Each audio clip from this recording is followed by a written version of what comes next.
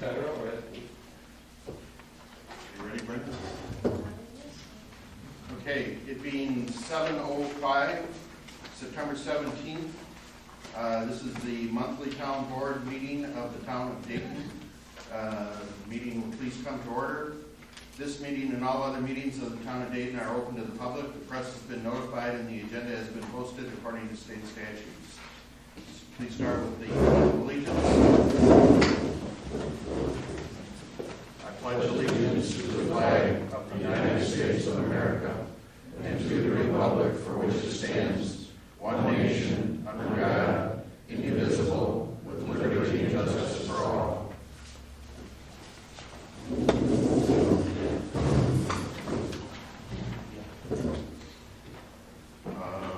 Roll call. Lee? Yep. Glenn? Here. Chris is here. Judy Seuss is on vacation. The town clerk, Brenda, is here as deputy clerk and treasurer. I have a motion to approve or amend the agenda for tonight.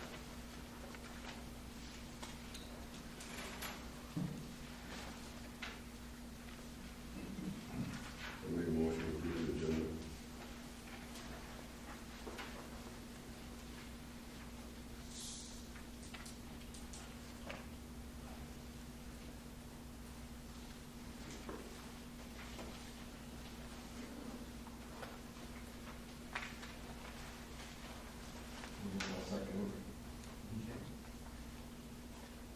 Any discussion? All in favor? Say aye. Opposed? Motion is carried. Motion to approve last month's minutes would be in order.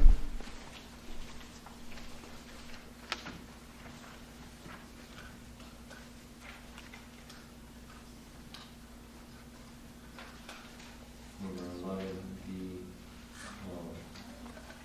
very last paragraph.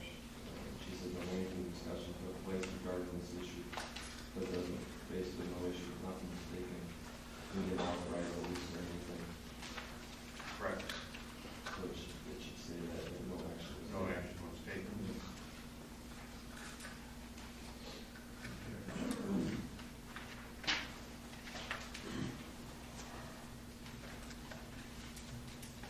And as a further correction, it's technically not authorizing a lease, it's authorizing a easement of the lake accesses.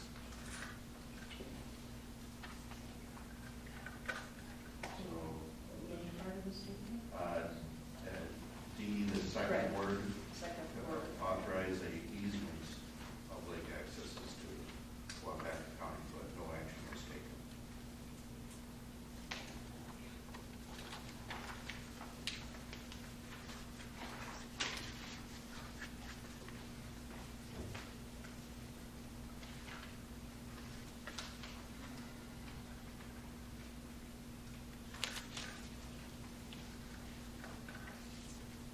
I'll make a motion to approve the minutes for those corrections.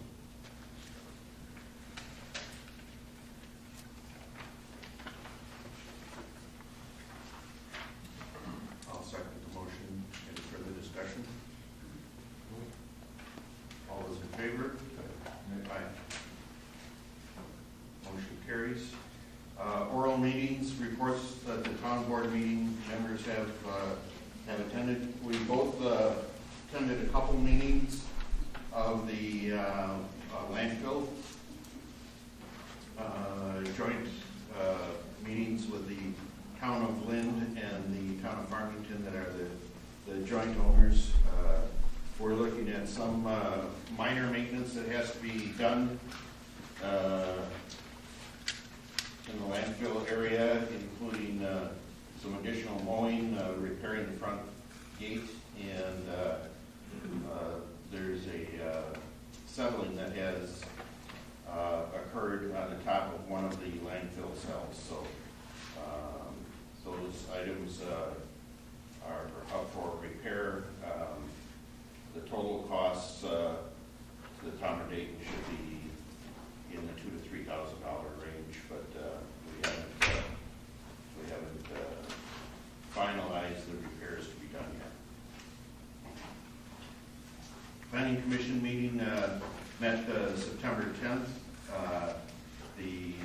County Board, I believe, took action. Let me see if I can see any county board members here.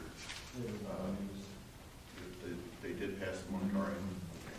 So the county board passed a moratorium on non-metallic mining,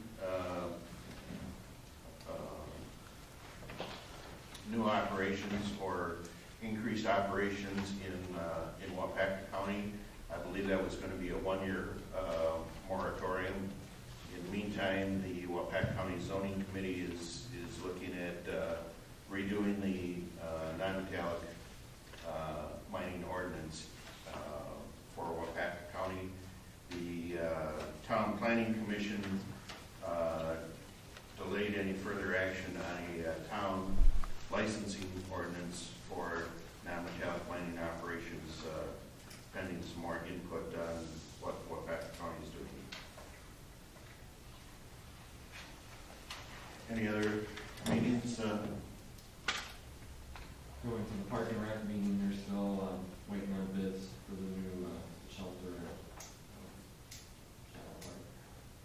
South Park.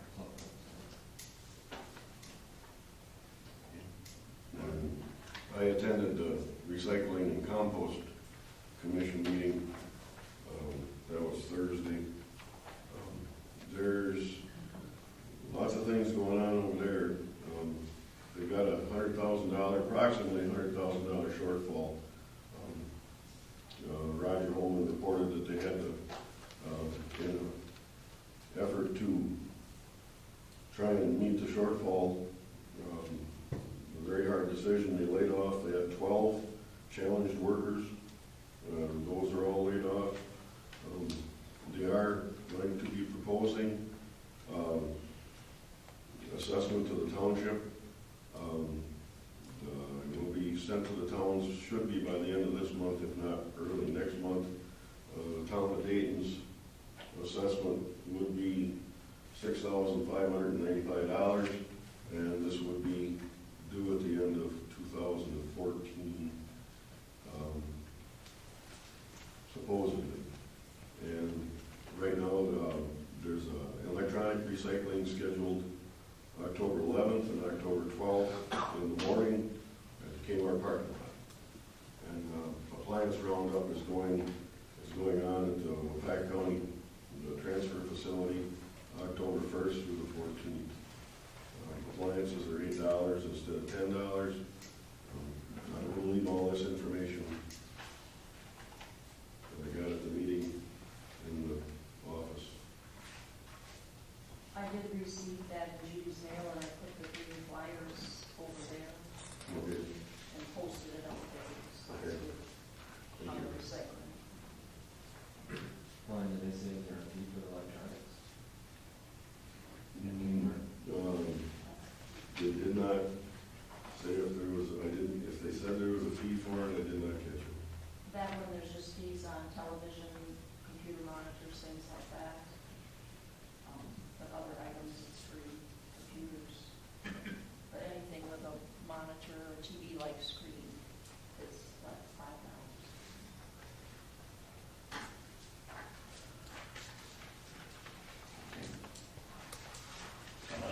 Next item, financial report and approval of the current bills. Brenda? Shift tax. As of yesterday, we had a balance in the checking account of $25,062. The bills that I just prepared today, the payables and payroll, the combination is just under $22,000 of that. The check report has some other items that were included. So total is about $24,500 in bills for this month.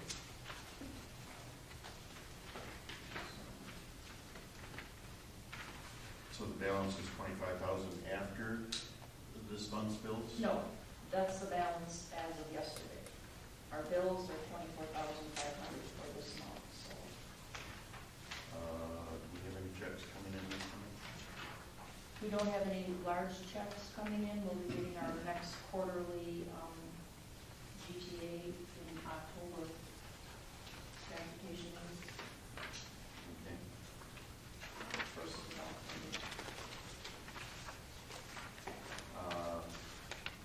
I'll make a motion that we transfer $10,000 from the tax account to the general checking account. I'll second that.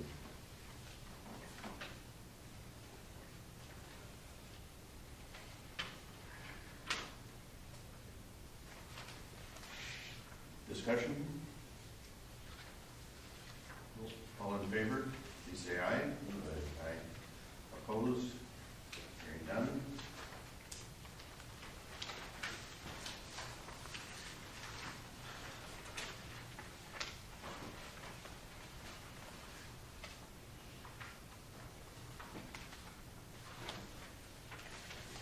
Any other questions on the bills? I'm assuming that you just did the basics. I left the whole thing of all only those in the Dropbox. Should have a big yellow envelope.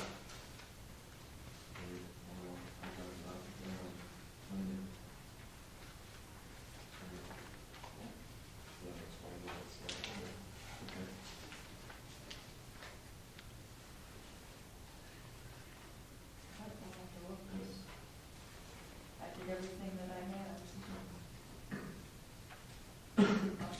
Just before the meeting.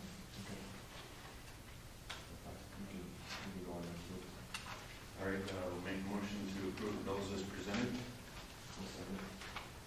All in favor, please say aye. Aye.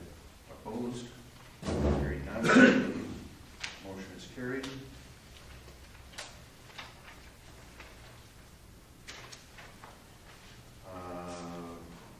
Assessor, getting reports from Bob or Lori? Steve will do your packet there right after the financial. It's in order, and it's unusual, but, sorry. Financial, then Lori's report, Bob's report.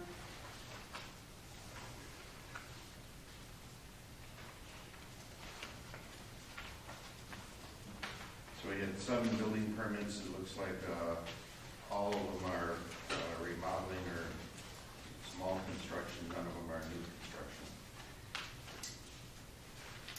And just before Bob's report was Lori's.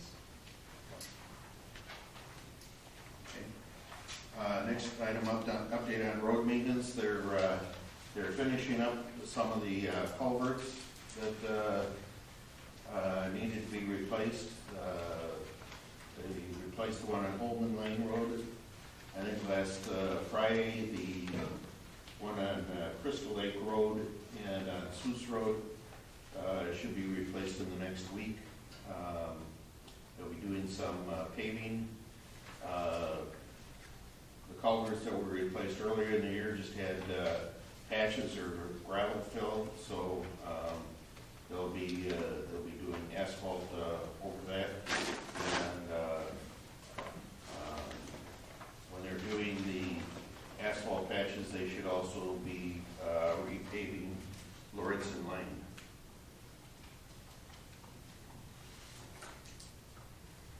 Any questions on those? You're gonna pay for that somewhere? I know we put that one on hold. When we didn't do Barlow Street, instead we were going to do Lauritsen Lane. I know we put that one on hold. I don't remember it being brought back up. Well, does it need to be brought back up? I think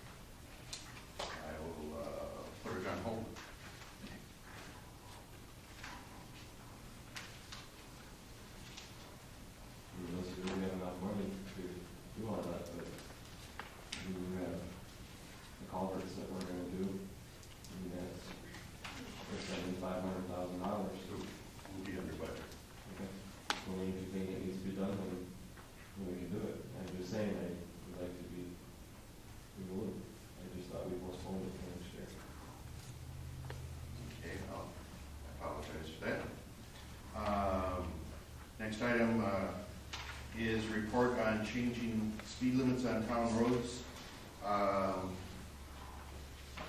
In 2009, Wisconsin Department of Transportation put out a statewide speed management guidelines.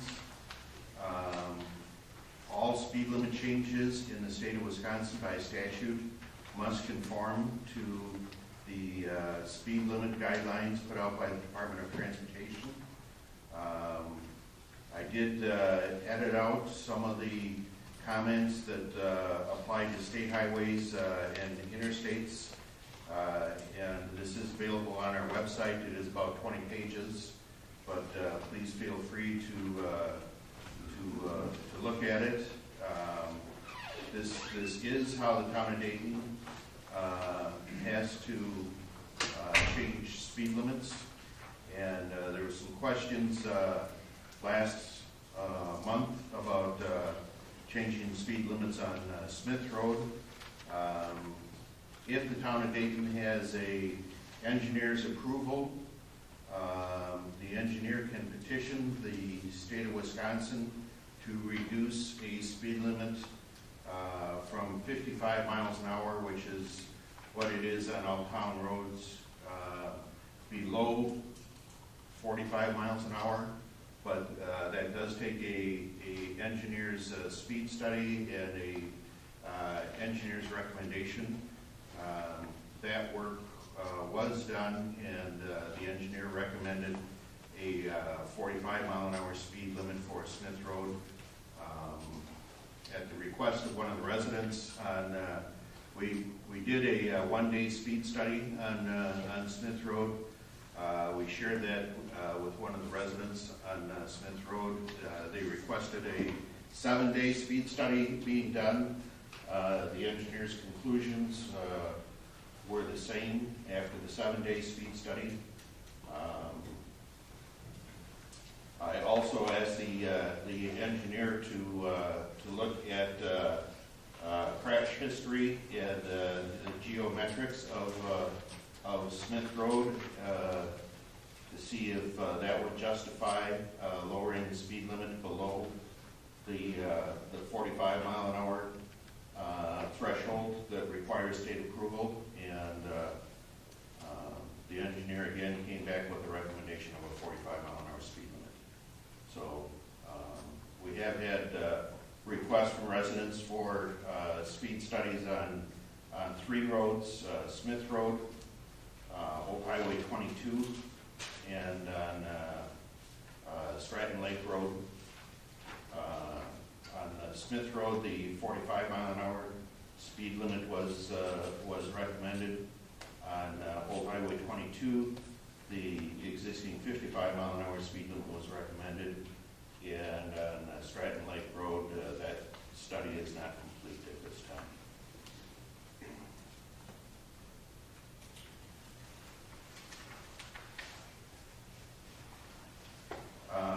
Public input. I'd like to limit public input to 10 minutes. We have gotten beyond the guidelines for a public meeting in the past, so I would like to briefly go over those. Please direct your comments to the board. If there's public input, the town board meeting is not a forum for speeches or for public rallies. It's a time to address the board and request action by the board. So please try and stay within those guidelines, and please keep your comments to 2 minutes or less. So, is there anyone that has some public input for today? I do, sir. You had quite a bit of opportunity last month, so I'm going to catch a couple other people first. Mr. Upnow? Thank you.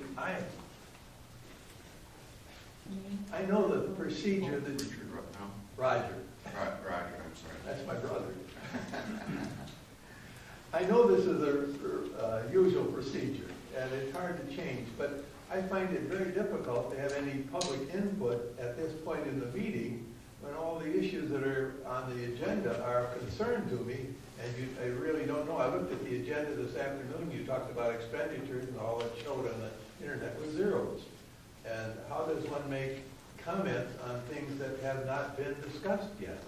And I don't know how you get that. I appreciate your procedure, but we ought to have some chance to talk about some of these things that you're going to talk about, but how do we know what you're going to talk about until it's happened? And that's my input. It's a procedure that boggles my mind a bit. And, you know, look at the amounts that you have on 11.2, 11.3, 11.4. They're all zeros on the one until we got here tonight, so you couldn't prepare to talk about them. But and I appreciate the opportunity to bring that to your attention, but thank you.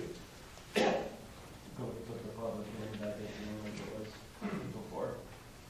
Well, the public input would have to be either before the town board actions or after the town board actions. And, you know, the town board makes a decision during that part of the agenda, and that is not a public forum at that point. So I put the public input before the town takes action, so people could bring up concern if they want. I guess I don't know what you're asking or what. Well, I'm thinking that it's one thing to have it know that you're going to talk about something, but how do you react to what your conclusions you're coming to? Or making recommendations on issues, as an example. Can I interrupt a little bit? On the website for these B and C, I believe that there was no, all there was zeros there. There was no hard money figures. It was just zeros on the website. Whether it was just an oversight or what happened on the website, because but this where it says approval for expensive landfill maintenance 3,000 and proposed add contract to web provider for additional 150. There was no figures put in the website. That They is were, correct. it was there, the zeros were there, but there was no dollar figures on, especially on B one. I was curious about that too. I missed that, but as an alternative, the full agenda, the same one that I printed out, you know, for the meeting tonight, is in a link on the website, on the agenda. And that one, I believe, I would hope, had the dollar amounts on it. That was my. The one I printed this afternoon did not. I did not. Or yesterday, one of the two, but it did not. Okay. That may be. I will double check that in the future. It was, you know, certainly unintentional. The posting of it via email did not have the dollar amounts, if that's what you're, I didn't go to the website, but I noticed that when I received the email link, the post, Okay. that did have zeros. But then when I received your email with all the attachments prepared for the meeting, when I printed it out, the numbers weren't here, so this copy is assuming correct. That's what I printed. But the email link was just zeros.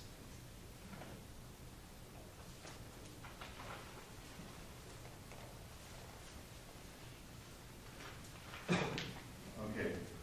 I'm looking at the website, and it does have the dollar amounts on the website.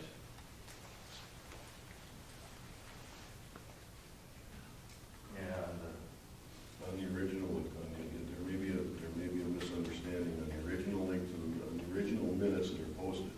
There is no, if you click on the link, and you click on the link to it. I understand, Chris, but if you click on the link, then it comes through. I did not click on the link this time. okay. That's where, that's. So you're talking about the email message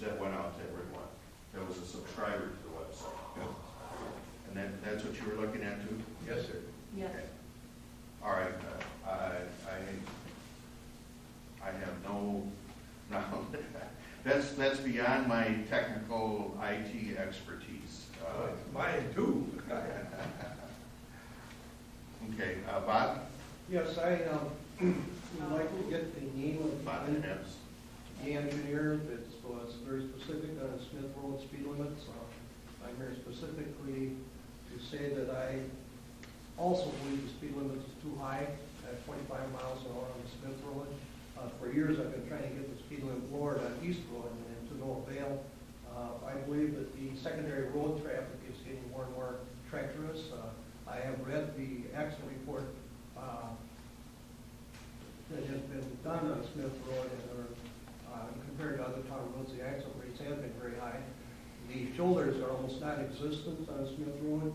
I would like to get a hold of this engineer and directly communicate with him, see what technical criteria he's using, because I noticed on rural road, the speed limit has been lowered to 35, and the line of sight is much better on the rural road up in, from Highway K into the road itself.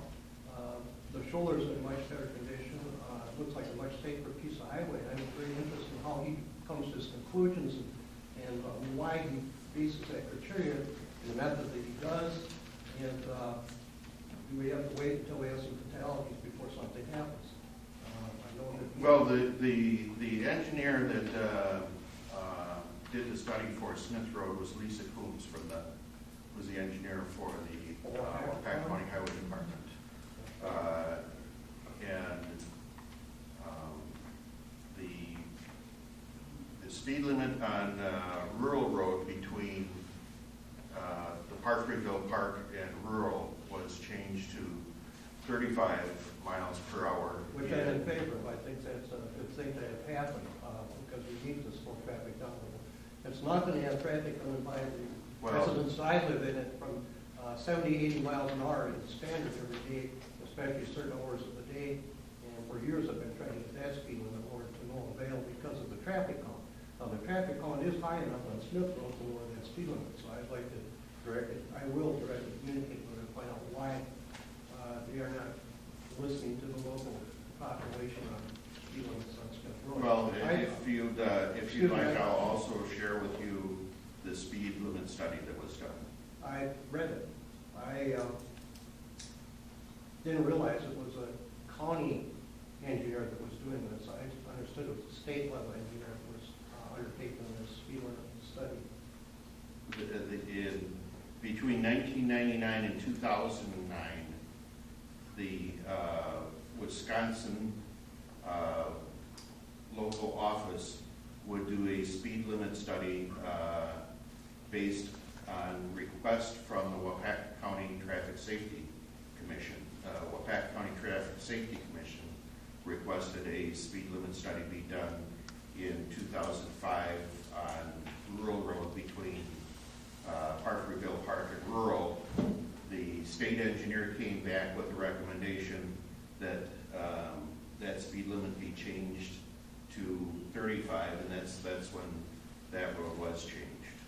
The state engineer, is this person still available, or has this all been delegated to the county level? The state engineer is no longer available to municipalities. Instead, they came out with a 30-page booklet and said that before you change the speed limit, you're responsible to get an engineer to perform it and then furnish it to the state, and then they will decide whether or not the speed limit can be changed. The state would be interested to compare the criteria used in 2005 against the criteria being used in current traffic conditions. So thank you for the name. I will communicate with Lisa directly, find out what's going on. Okay, Tom? Tom Mendert.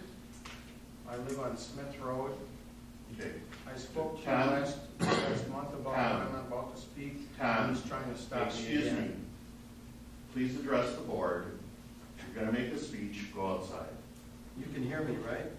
Please address the board. Thank you. Ladies and gentlemen, we did a speed survey on Smith Road at my request. We were all completely alarmed to discover there were 1,860 cars in 1 week. that is tremendous, heavy traffic. Out of those cars, 469 cars were speeding over 45. You have a copy of this too. In fact, I'm going to give Glenn a copy, and read a copy again from last month.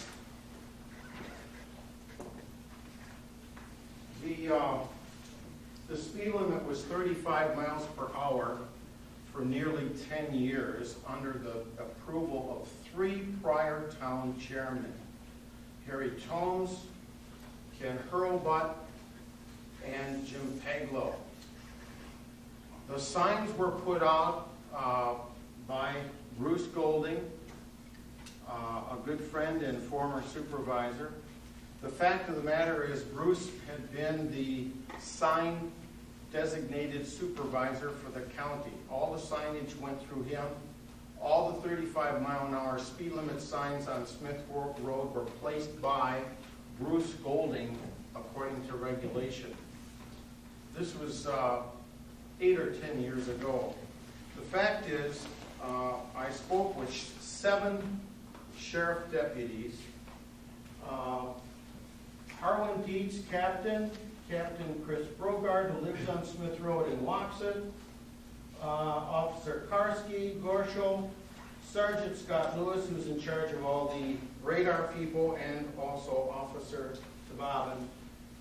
Including the sheriff, they were in disbelief that this hazardous road was increased to 45 miles an hour. I also discovered that State Patrolman Jim Binder could not believe that Mr. Klein raised the speed limit on Smith Road. Tom, I'm going to allow you 1 more minute. I'm going to finish this. 1 more minute. If you're quiet, I'll finish. 1 more minute. 16 car crashes on Smith Road, more than any other township road, any road. Those are just the recorded ones. That factor in itself should be enough information to say, hey, we have to lower the speed limit on Smith Road. Do we have to wait for a small child to get hit or killed on Smith Road before you wake up and pay attention? Do you have to talk to the parents of the dead child and say, gee, the engineer said it should be 45? Is that where we have to go?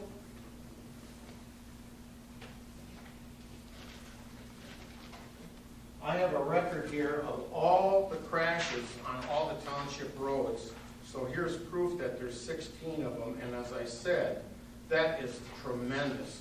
I have spoken with other town chairmen from around the area. They could not believe that this road had 16 crashes on it, and the speed limit got raised under any conditions.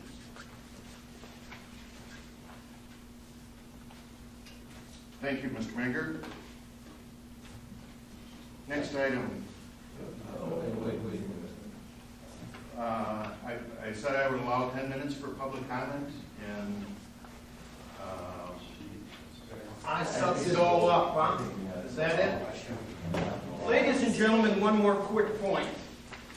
Mr. Klein seems to have had everybody, nice people, stomping mad in this township. Stand up right now if you want him to resign effective immediately. Stand up right now if you got any backbone. Tom. Stand up. Stand up! Tom, please leave the meeting, or I Why will don't call the you sheriff's leave? department. Why did you leave?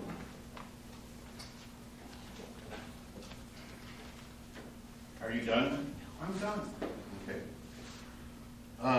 You are Will the too. board allow time for additional public input? Glenn? Okay, please, go ahead. Okay, I'll try to be quick. You mentioned the Dan Gengler, East 907 Stratton Lake Road. Dan. Gengler, G-E-N-G-L-E-R. Thank you. You mentioned that there's going to be a study done for Stratton Lake Road. And in the meantime, since our meeting, our Lake Association meeting in the early part of this month until this past Sunday, the signage was put up on Stratton Lake Road. We had discussed that there that you're going to put out a cautionary 35-mile-an-hour speed limit, which is a yellow sign, which was done. was done on the west end of Stratton Lake Road as you enter near Patrick Lane. That sign is fine, it's placed properly. The one on the east end, I feel should be placed further east by 0.2 of a mile because of the undulation and gradual raise in height of the road. Is that at 55 miles an hour, before you get to the cautionary 35, is that you don't have enough time to react, as evidenced by the fact that there's a deer 50 yards east, a dead deer 50 yards east of where that sign is placed. There's some arrow signs talking about the curvature of the road, as opposed to having the squiggle sign with arrows. Someone new on that road potentially could see that arrow in bad weather, for instance fog, and follow that sign and go right down into St. Charles Lake. It points right to the lake as opposed to the curvature of the road. There's a couple things that we should be looking at there.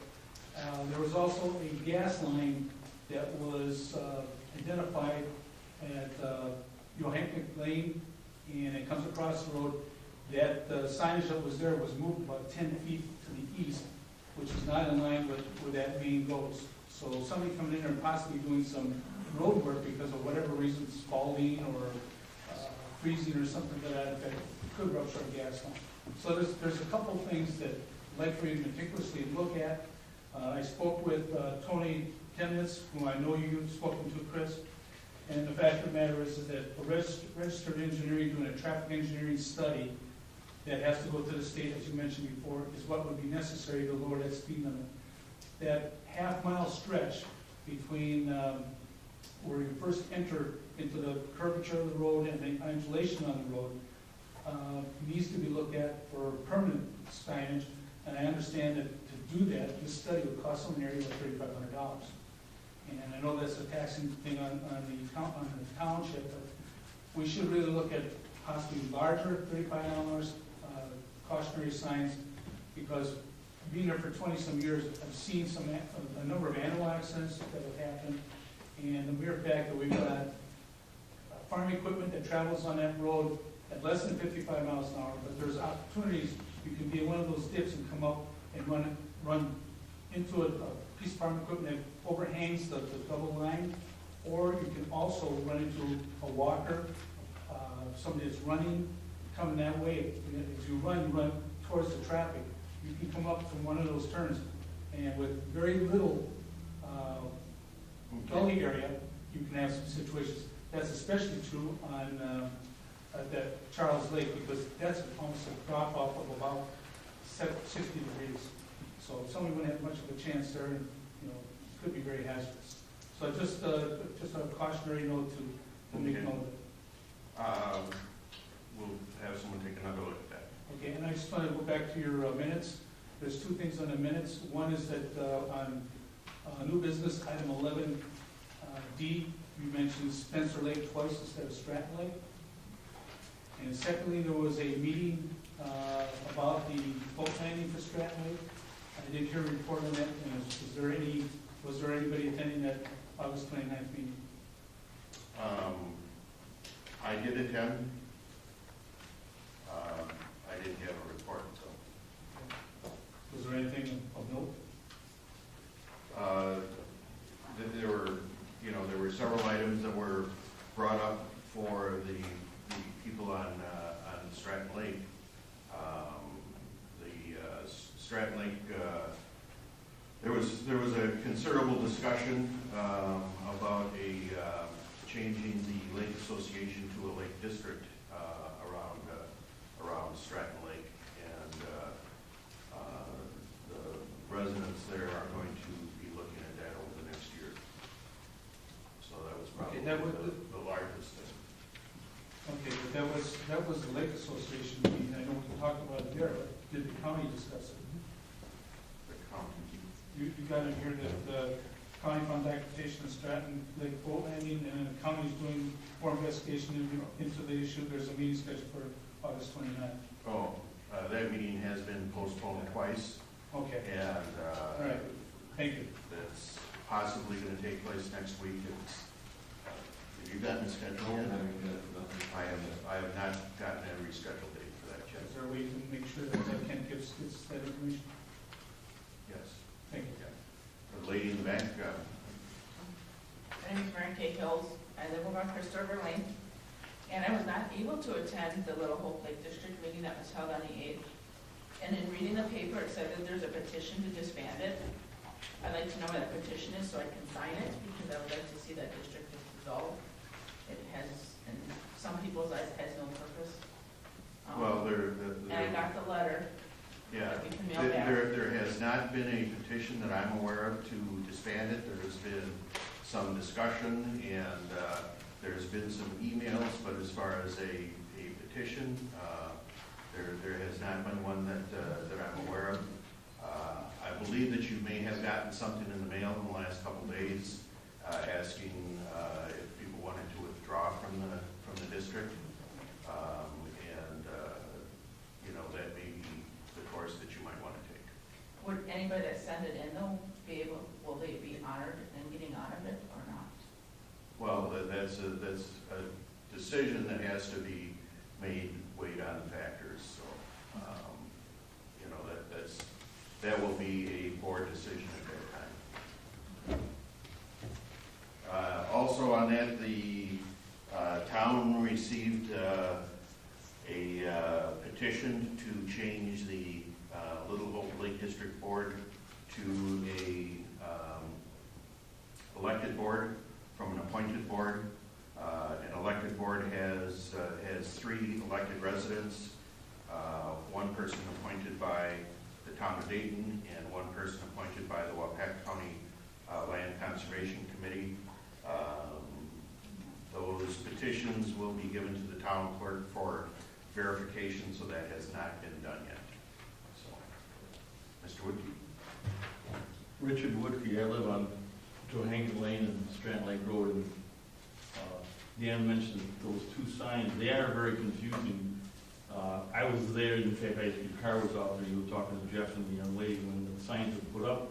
And one's going this way and one's going this way, and it doesn't really give, I would think a squiggly sign would be more appropriate than the signs that are there.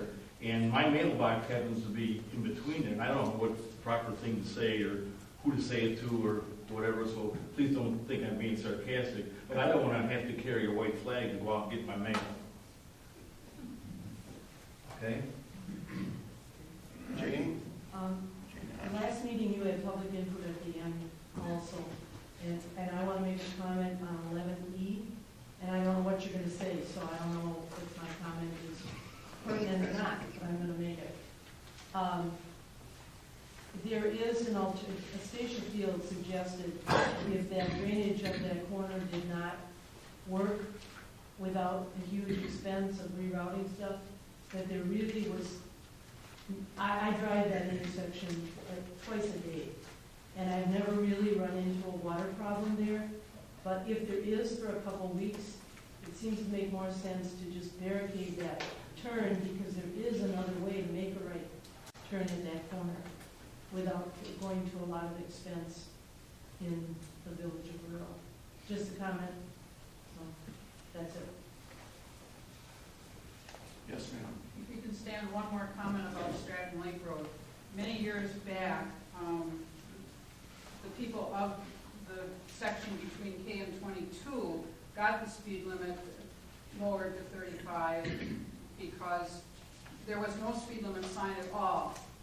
And when the speed limit sign went up, the 45 sign went up at that time, all of a sudden people were flying by because now they thought, oh, it's 45, I can go 55 or 65 or who knows what.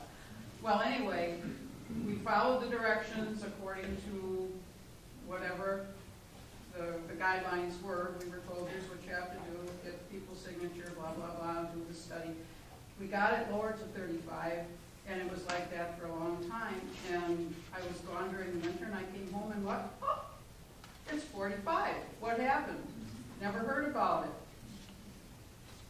And it still is now. I don't understand why it got changed back after a couple decades. Yeah, the requirement to have the State Department of Transportation approve speed limit changes by more than 10 miles an hour has been part of state statutes for many years. Well, the 45 to 35 wasn't more than 10. But without any signage, town roads have a 55-mile-an-hour speed limit unless they're in a residential subdivision. And the Department of Transportation furnished me with the records that they had of requests that they had gotten for speed limit changes greater than 10 miles an hour over the last 50 years. And none had been furnished to the DOT since 1965. So the speed limits with town roads that were changed to 35 miles an hour, there was no record in either the town records or in the state DOT records that the DOT had ever been notified that and that there were records furnished to the DOT to justify the lowering of the speed. So that's why they were changed. John Hebring. Yes, sir. Isn't the Lake District 3 elected officials plus one from the county and one from the town board, township? The town board would be in an appointed position, and the one by, it's actually the Wapaka County Land Conservation Committee is the appointing authority for But the there's county. election of 3.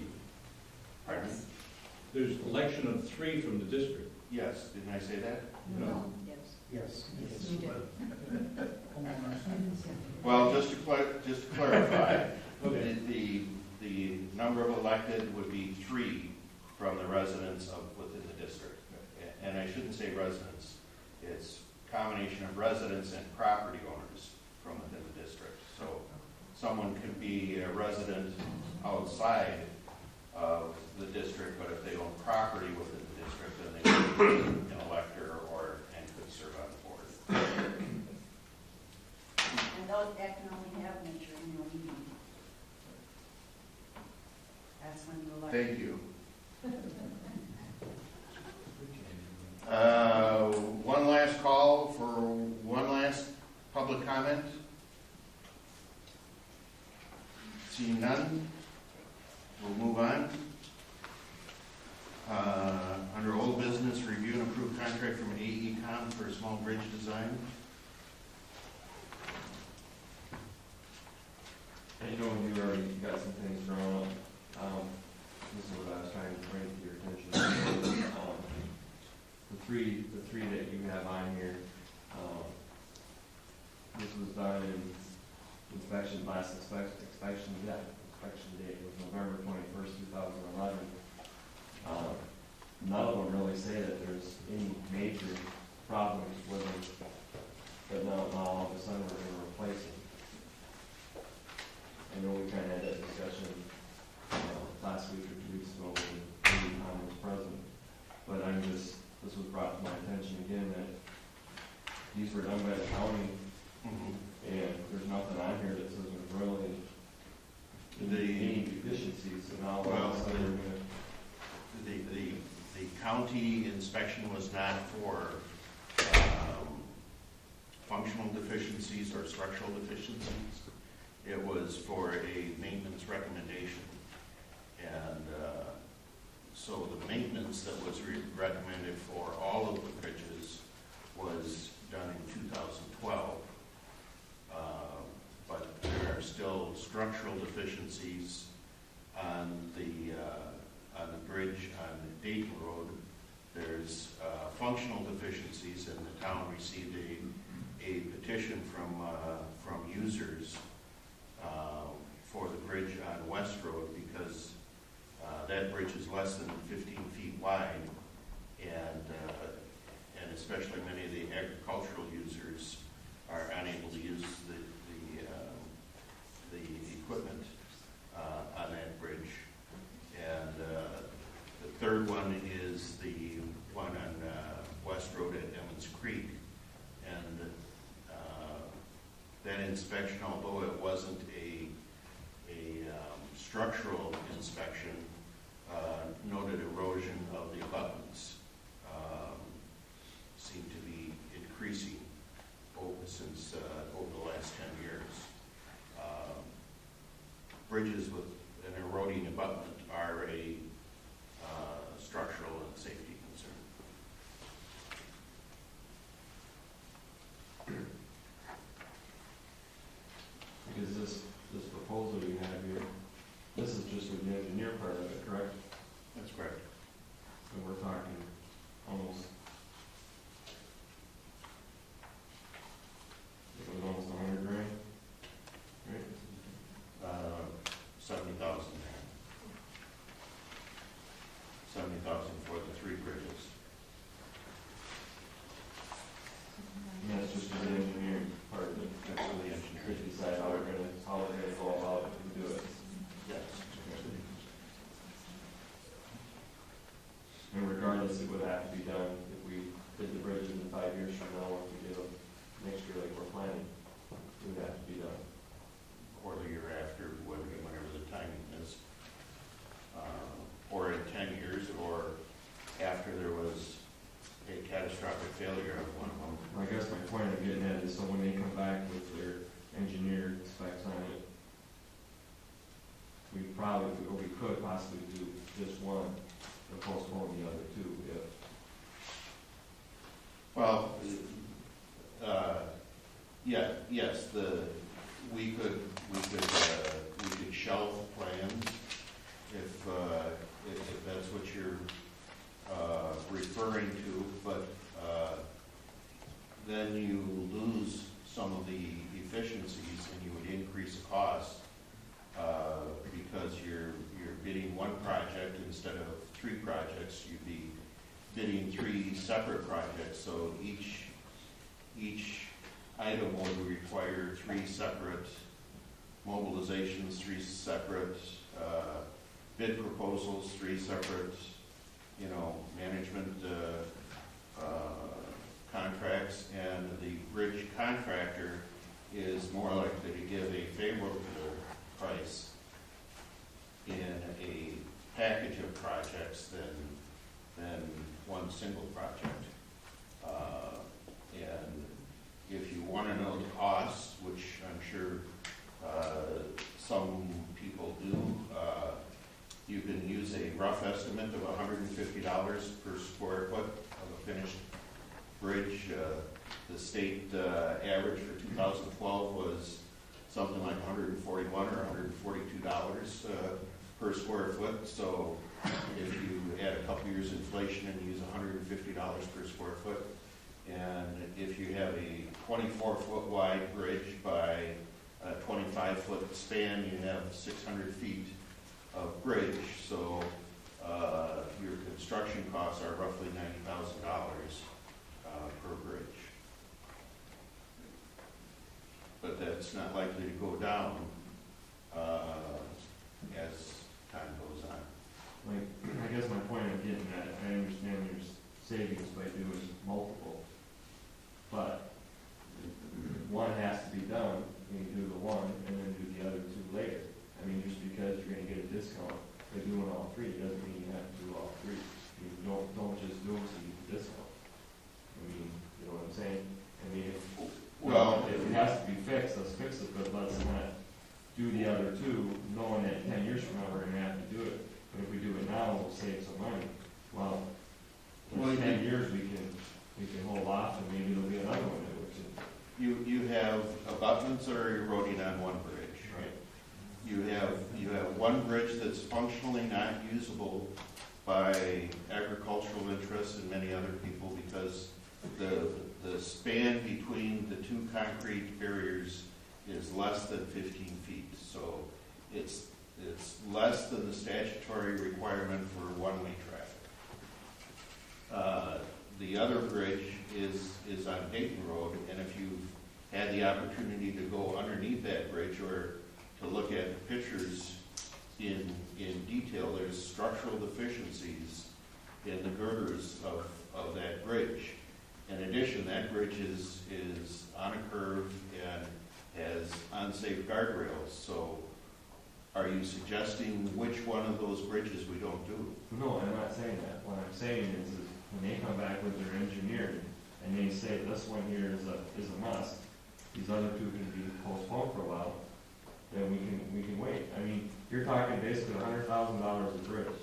So that's $300,000 to do the 3 bridges.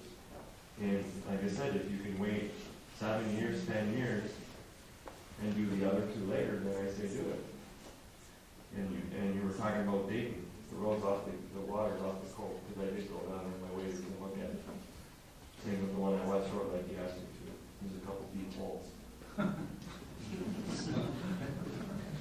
And waders fill up quick when you misstep. But, Is there any reason why the dollar amount in the contract isn't mentioned in the agenda? well, we don't know what it's going to be yet. The proposal or You're the approving a contract for yes. What's the value of the contract? Well, you said 70,000, roughly $70,000, just for the engineering part. Did you get bids on that? Yes, we did. We got 4 separate proposals. Chris, if you'd like, I could just kind of go through the contract quick. And Sure, if you would. I'm kind of hanging on from AECOM. We were selected by the town to put together a contract and do the design of the 3 structures. The contract value has a base fee of $69,077, and that's for the design of all 3 structures. The design includes us surveying the bridges, getting a crew up there, and just developing a basement that we'd use to complete our design. We go through any environmental documentation and coordination, the design of the structures, design of a little bit of the roadway adjacent to the structure, because you're going to rip out some anyways when you build the bridge, and you're going to have to repave that. We would also put together specifications and plans and an estimate that we go out to bid the projects with. In addition to the $69,077, there's a couple of if required items in the contract. Those are right-of-way. We don't know how the design is going to turn out, so the slopes alongside the road may go outside the right-of-way. If we were to go down the road and find some additional real estate, that would be going, what would be $6,979, about $7,000. Then the only other if required services to bid the project out, and that would include putting together the contract. That the contract would actually bid on. We would use specs that protect both the township and the engineering firm as well, and that would be about $5,560. So that's what company. I just wondered why it wasn't on the list of dollar amount of contract in the agenda. So.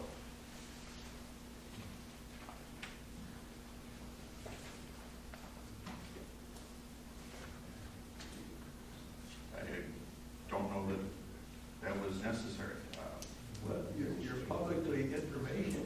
Yeah. You're going to approve a contract. Is it unreasonable to put the dollar amount of the contract in the item on the agenda? It actually was part of a prior agenda, but I did that. It purports to be an action item, so I just Yeah. assumed that you have the dollar amount there. Thank you.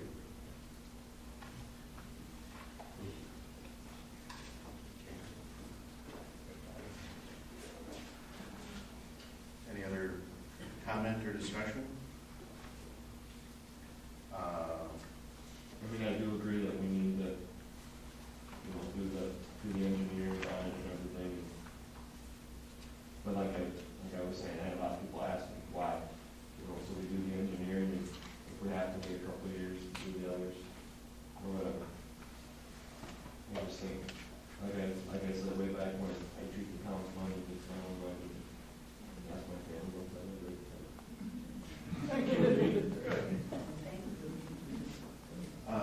I hear a motion to approve the engineering contract with AECOM.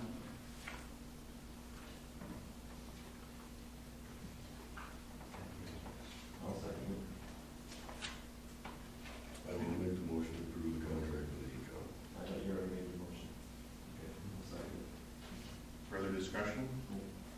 All in favor, please say aye. Aye. Opposed? Hearing none, motion carries.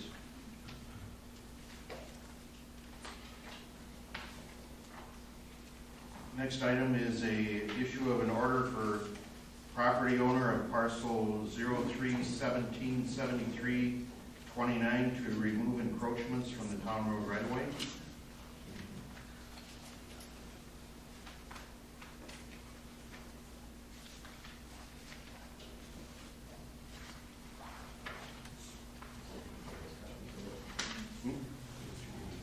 Should be, I used to be in order.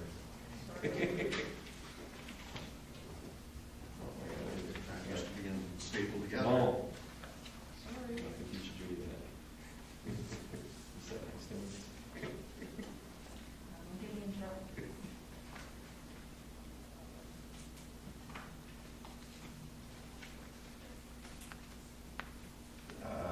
This property has a fence, boulders, wooden objects, and a mailbox has been placed in a, has not been moved from an area that was designated for handicap accessible parking. We got some communications from the property owners affirming their right to place the items in the town road right of way. And I don't believe that there is a legal foundation for that. So this is a order to remove the fence, the boulders, and the wooden objects beyond the limits of the town road right of way within 30 days. And in addition to move the mailbox to an area approved by the post office for mailbox placements. They don't, who moves it? Then the town can move them and bill the landowner for that work. Can you be more specific of where this is located, these numbers? Parcel 03-1373-29 is on West Spencer Lake Road. No, it's not. That's my property, but it's not 17, it's 13. You will see that if you look that number up, that's on Stratton Lake. 03-1373. 0313, not 17. That would be my property, if that's what you're referring to. Yes, Boulders have been moved. they were as of yesterday. They are today. I had to wait till my son came from Milwaukee. I can't move them. They're back. It's 12 feet, as you told me. Both sides of the roadside driveway. The pieces of wood you're referring to are trees that fell, and I made a barrier on the back driveway around the curb so that I can delineate getting in and out of there, especially in the dark. That's not pieces of wood, per se. It's like a rail border, which we have plenty of in this area of the country. And as far as the fence goes, that was there on an original grandfathered in rule. Well, I got a communication from your daughter, I believe it was, and she discussed zoning regulation.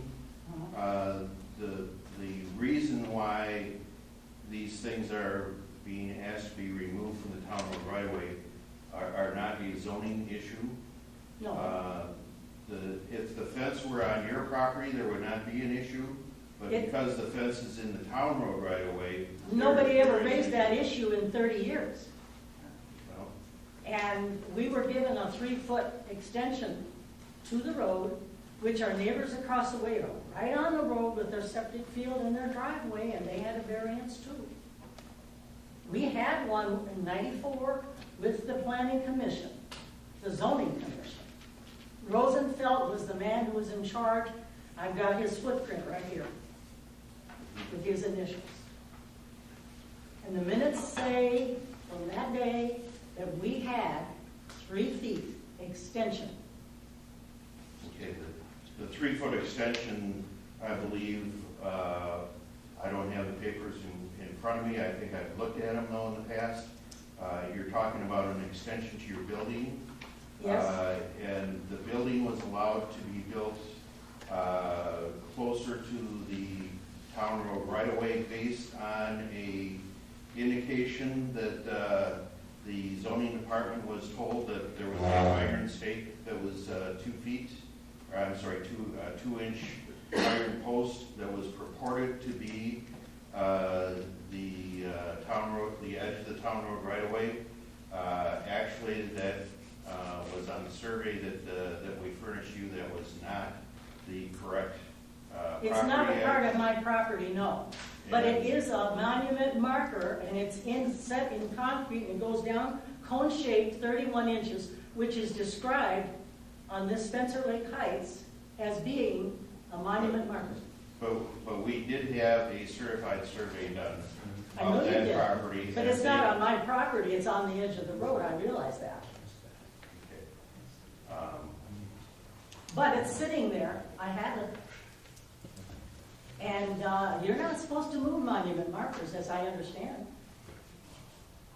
Well, it It's was. the southeast corner of a section, a square section, which I have here. And I don't know why anyone would want to move that. And I understand, we've got parking there. Those boulders are moved. Nobody's going to have a problem. And that was supposed to have been pushed down into the ground. Turns out it was in concrete. It was a marker. I had nothing to do with that. That could be 100 years old. Okay, the surveyor did not identify it. He as said a- of as a unknown marker. origin. Yeah. But do we dig it out? My understanding is you don't do that. I have a grandson in Florida with the DOT. He says it's jail time if you dig it out when they do that. Man, that was not a survey marker. No, but it was dug up as though it was. It was an obstruction in the town road. It right? was an obstruction to, it was a little piece of pipe out, and we tried to pound it in. My daughter, who was with me at the time, asked Henneman not to do this. She said, this is something that could be more of a township or county thing that's been there for many, many years. We didn't put it there. Because our markers, of course, are pipes that are in the ground. We know that. My survey markers. Right, that's the way the surveys play. Right. Surveyors place their markers, they place them flush with the ground. Right. Well, they're up a little. But my question is, why do we dig up a concrete marker? How do we have the right to do that? The surveyor did not identify it as a property marker or a section marker. He identified it as a pipe of unknown origin. Well, if you look at Spencer Lake Heights plat map here, it shows it's right at the edge of that. This little insert map shows that. And I had my grandson look it up and we've seen today. Okay. So I think we not ought to be really careful about doing stuff like this, because somebody's markers that say something important could be removed wrongfully. We are careful about something like that, and we did have a registered surveyor do a certified survey of that property, and he is the one that identified the obstructions. Or, I'm Obstruction sorry, for what? Obstructions and encroachments. For what though? It was the edge of the road. It's in about 3 feet. So my question is, where do we stop this? Where do we get the right for this? Somebody else has a marker around their place that might be the edge of a section? I don't know. But my fence is grandfathered in for many years, and nobody else has been asked to cross the road to remove any of their stuff. Let's get equal treatment. Okay. Please. Please. Thank you. I will go back and take another look at it, because the encroachments were there yesterday. If they were removed yesterday They were removed today. or removed today, then. My son came from Milwaukee and removed. Okay. And I myself moved the the logs. I dragged the logs up 12 feet from the road, which you told me I should do. It's not easy when you're 79 years old. Let me look it up for the record so we have the right numbers.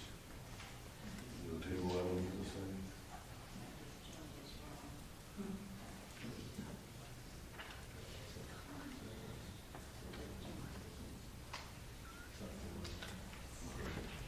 I'll move to table this item until we have a chance to take a look at it.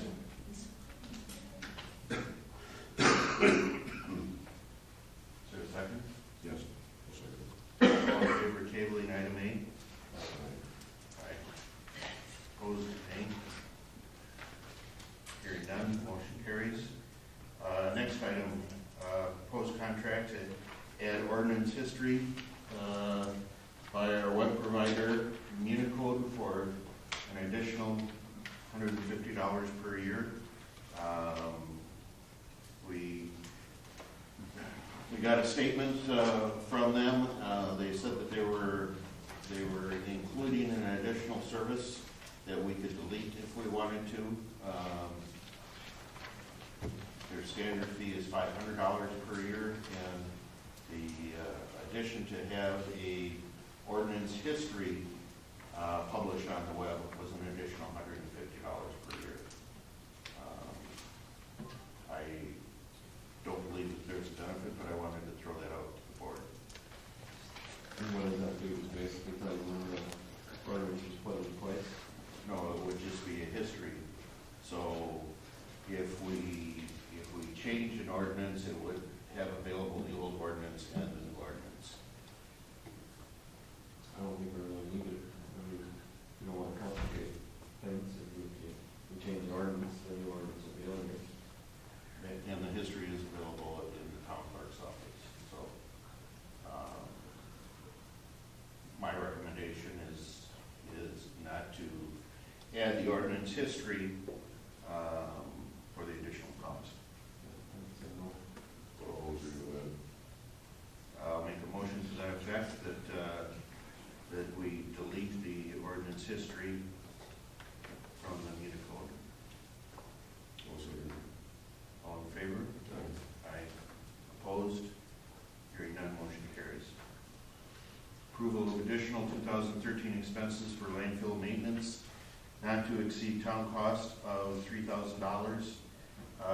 This was not budgeted last year, but when we inspected the landfill and the landfill engineer looked at the landfill, there's some settling at one of the vent pipes that will take somewhere around 100 yards of fill to bring back up to grade.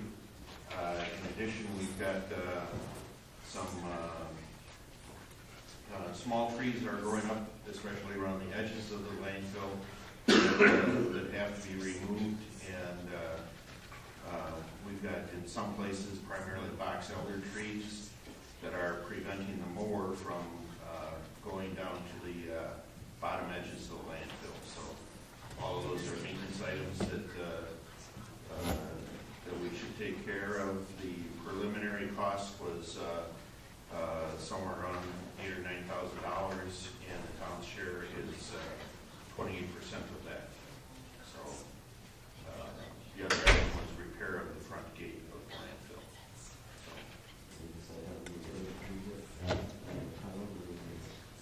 No, I'm supposed to go up there with Dale Trinity and take a look at them. So he wanted to look at them too. So A side note to that, Lance was saying under his breath that he may have the fill for that without an expense. So there's a large expense for the fill, and that may be provided for nothing. yep. So Lance is working on that for us also. So, but there will be some expenses. Is there any plan to cut them or make it over? What's that? The trees? We're going to try to cut them? The ones that are small enough, they're going to try and hit with a mower. The larger ones, they'll have to cut and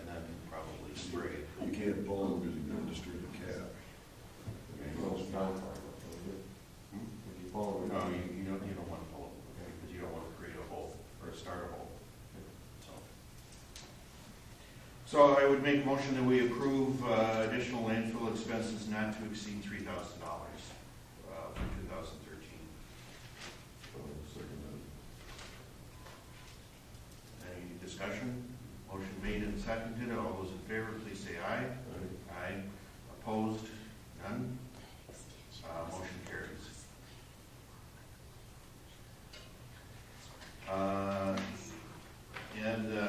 We finally had some rain, and they did get to the intersection of Main Street and Barlow Street. They got the large sewer cleanout machine from City of Wapaka to come in and suck that down to the bottom. Pipe goes down about 8 feet, and they clean that out. There's a couple of concerns. First of all, the pipe backfilled with groundwater. Groundwater was down about 7 feet as of last week, so the groundwater is basically exposed by that drain, so any contamination could go directly into the groundwater. So we have that issue, and last week, was it Saturday that rained? Last week when we had the rain in the morning, I went over to that intersection at about 9 o'clock in the morning. It was not by any means a heavy rain, but the pipe had filled up and it was not draining. So in a heavy rain, we have not cured the problem there. So I don't expect that we're going to cure that this this fall, but it's something that we have to continue with to find a better solution. So my plan is to ask the county highway engineer to take another look at it based on feedback that we got from the residents at the meeting that we had, and come up with another solution. Yes, sir. Eugene Adams, I was over there when they pumped it out, and you could see down in there, the water was flowing through there just like there was a river underneath there. So there shouldn't be any reason why that would fill up with water, with the water that was moving through there. It was just like you had a river flowing through the rocks. Yeah. We are into the groundwater, and, Yes. and there is That is apparently considerable movement, but Right. the last rain that we had, it did not drain. Shouldn't have been The any- road wasn't blocked, No. but the entire ditch and that dry well area was full of water, and it was not visibly draining down there. So Shouldn't be any reason for the water not to flow.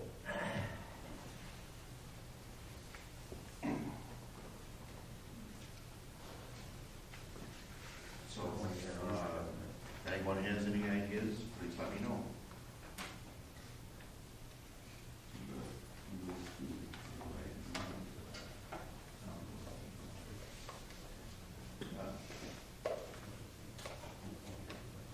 Okay, I am out of order. Our next item should be approval of the agenda for the special meeting of the electors to follow the public hearing on the 2014 budget. There are 2 items that we typically have at that meeting, and those are to approve the highway expenditures. Shall the town of Dayton exceed expenditure limits for highway and bridge expenditures for the 2014 fiscal year? And the other item is the elector shall approve the town of Dayton property tax levy for the 2014 fiscal year. Those would be the 2 items that we regularly have on that meeting following the budget hearing of the town of Dayton. Is there a date for that?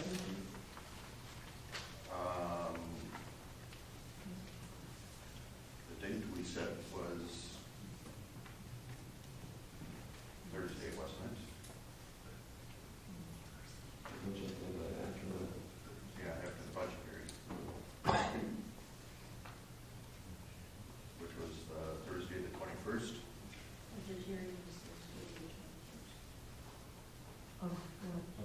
Thursday, the 21st of November.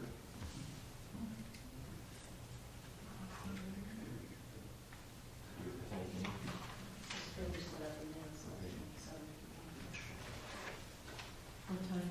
7 p.m. At 7 Thursday, p.m. 21st. 7 p.m. would be the budget hearing, and then the special town meeting would follow the budget hearing. Actually, that was brought up. And you said November 21st? November 21st, yes. Well, because I see budget workshop on October 1st. So November. When is the budget available to the public? It'll be after the budget workshop. We'll be putting numbers together. Typically, that would be approved by the town board at the October 15th meeting, and then it would go to, it would be published after that, and the notices would be put in the paper after that. And I believe that one is a Class 2 notice also. The budget summary would also be posted in the paper, or published in the paper at that time. Thank you.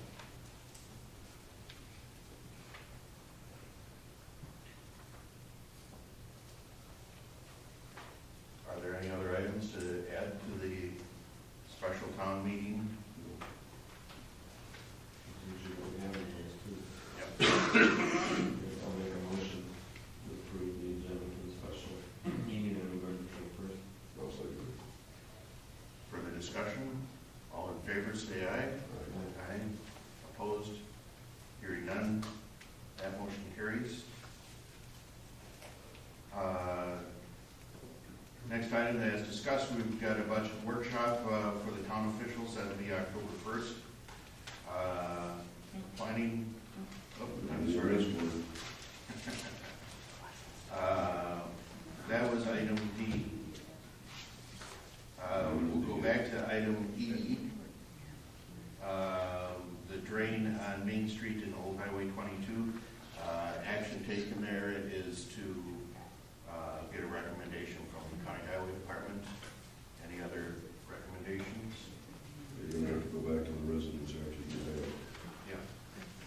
Because they did talk about putting, like Jane said, about putting barricades up, or they just talked about maybe putting a pipe or something, trying to get over this Barlow's and run it that way too. Well, I don't, but they had a lot of different options. yep. So, do we need a motion on that? We're just gonna table it basically, right? Over here. Table pending a recommendation from the Highway Department. And residents will be involved, yes. Next item is to authorize Class 2 notice. That means for request for proposals on the town storage building. I have that in front of you as a resolution 130901.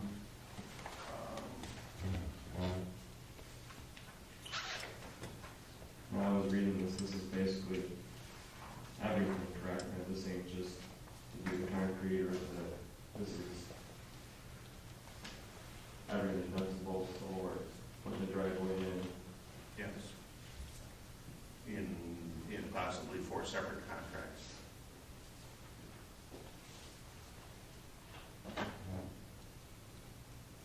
Now are we gonna decide which one we go with?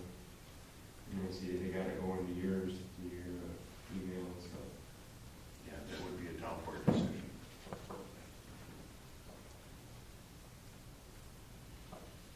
And this is one, it's public comment, will be open to public. I guess what I'm getting at is, if we have one person who says that they only want to get on the driveway and stuff, and another one has everything, I mean, how are we gonna decide? The proposals will be for 4 separate items, either all or 4 separate. And if there's a discount by a contractor to do all 4, then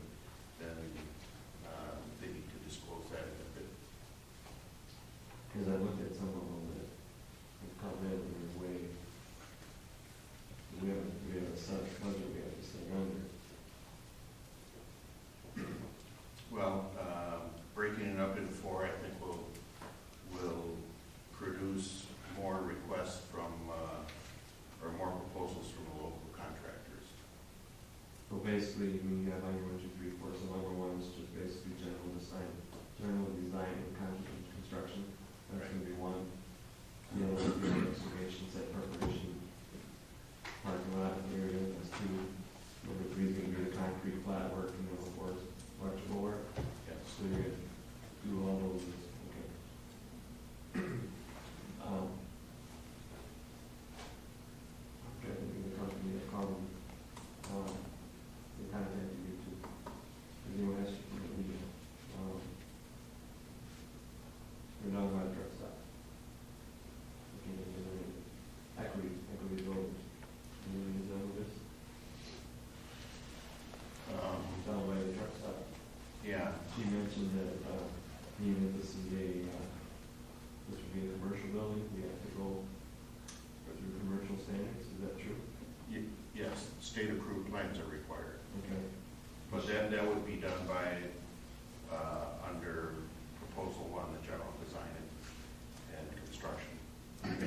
So I guess, Typically, that's a whole building type of manufacturer, and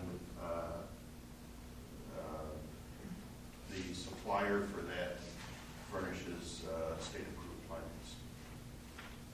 I guess what I'm getting at is, you have down here a word, building completion date. I was under the impression that this could take 6 months before they approve the plan. For me, it doesn't just get done like that. Well, this is a fairly simple project. Okay. There's no heating, no air conditioning, no plumbing, no sewer. So it's a shed. Okay. And I built the shed, I knew all kinds of hoops that I had to jump through. I'm just.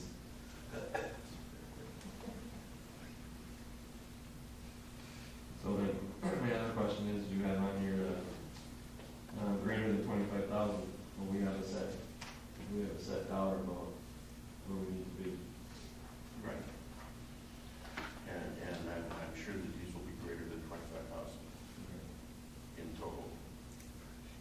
So then what happens if we can't get designs and all this done under our set dollar amount? What do we do?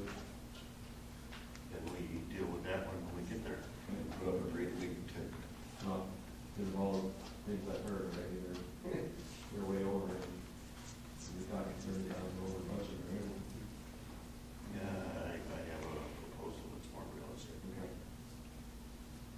But I think it behooves us to separate them and advertise it. Yep. I'll make a motion that we approve resolution 13-09-01. I'll second. All in favor, please say aye. Aye. Opposed? Hearing none, motion carries. Okay, now am I back in order? Upcoming meetings, we've discussed there's going to be a budget workshop for the town officials on October 1st. Next planning commission meeting scheduled is October 8th. The public hearing on a comprehensive plan amendment is October 15th. That required a 30-day notice in the paper, so timing-wise, we couldn't do that at this meeting. We needed to do it at the October meeting. The town board meeting is at October 15th, and the public hearing for the town budget, I don't have the date on there, but that should be November 21st at 7 p.m.